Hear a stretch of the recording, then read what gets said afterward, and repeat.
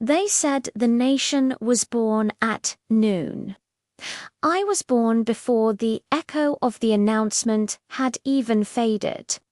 On the morning of May 30th, 1967, the air in Amuahia felt different, heavy, expectant, as though the sky itself was holding its breath. In every compound and market stall, radios crackled, their voices trembling with a strange mix of excitement and fear.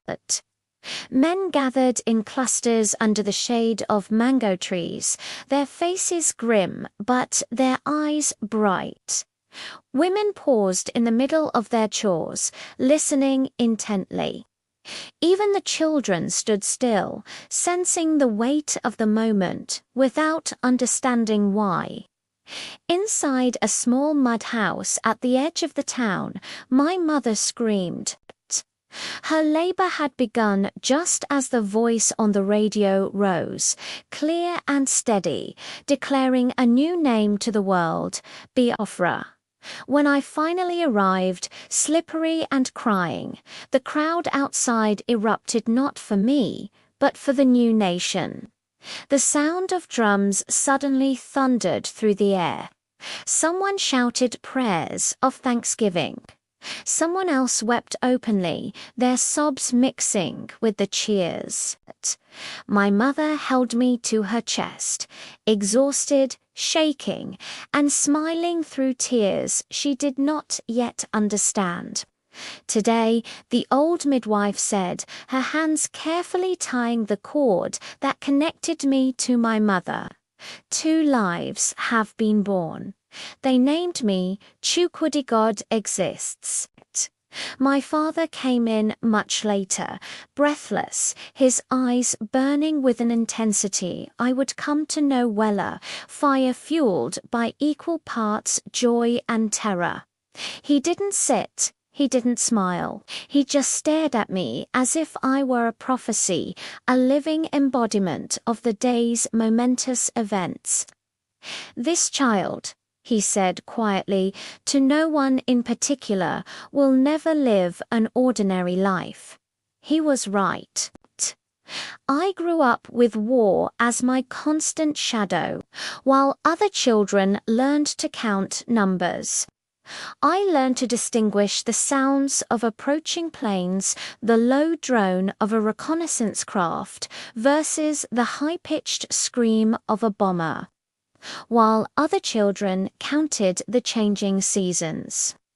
I counted the air raids that sent us scrambling for cover in hastily dug trenches. Hunger became a member of our household, demanding and ever-present guest. My birth story became a local legend, a tale people told as if it explained everything about me. He was born the very day Biafra was born, they would say, nodding sagely. When I survived illnesses that took other children, they said it again when I didn't cry during the bombings, my small body rigid but my eyes wide open. They said it when I watched death with an unnerving stillness, my gaze too old for my young face. There were times I hated that day. I hated the way people looked at me with expectation, as though I carried answers to questions I couldn't even comprehend. I hated how my mother would flinch whenever someone mentioned the declaration, her smile tightening like a wound pulled shut too quickly. Her joy from that day was forever entangled with the pain that followed. One night, during a particularly heavy shelling, the ground shaking and dust raining from the thatched roof, I finally asked her the question that had been nesting in my heart for years. Was it a good day, Mama? The day I was born. She didn't answer right away. The bombs thundered in the distance, each explosion a punctuation mark in the terrifying silence of our hut. She pulled me closer, her body thin from hunger, but her arms still a fortress of strength. "It was a day of hope," she said at last, her voice a soft whisper against the roar. "And hope is never a bad thing, my son, but hope can be expensive. Very expensive."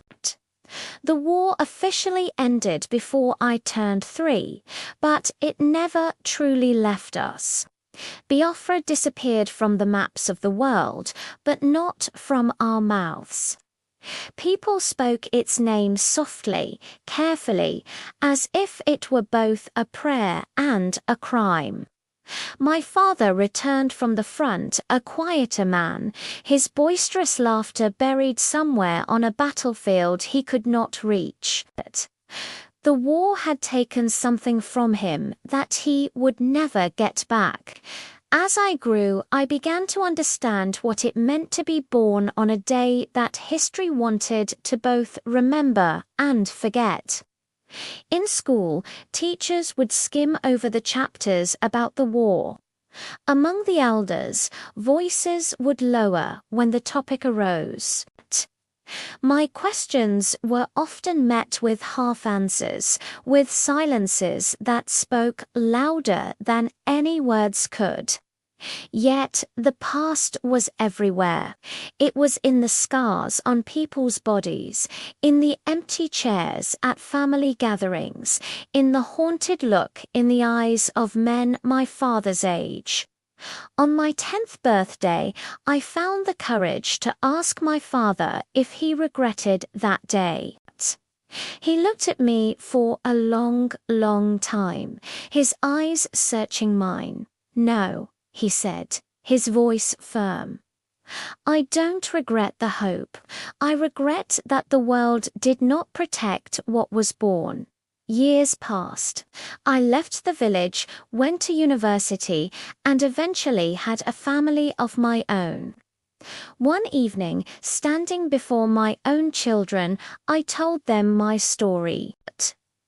I told them about a day when people dared to dream out loud, a day so full of hope it felt like the sun had been born twice.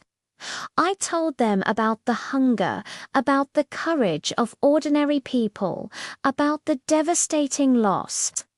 I explained that a nation can die on paper and still live forever in memory.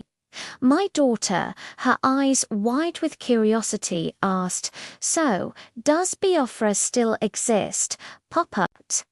I knelt down so our eyes were level. "It exists," I told her gently. "It exists in the stories we refuse to forget. It exists every time we choose dignity over silence and courage over fear. It exists in us." That night, as I lay awake, my mind drifted back to that morning in 1967. I could almost hear the crackle of the radio, the sound of my mother's first cry of labor, the eruption of drums, the volatile mixture of fear and hope that saturated the very air. A nation was born. A child was born. One did not survive in name. The other survived to remember it. And I know, with every fiber of my being, that as long as I breathe, as long as I tell this story, that day, that moment of pure, untainted hope still lives. Thank you for listening. If this story resonated with you, please consider subscribing to the channel for more stories of history, memory, and the human spirit.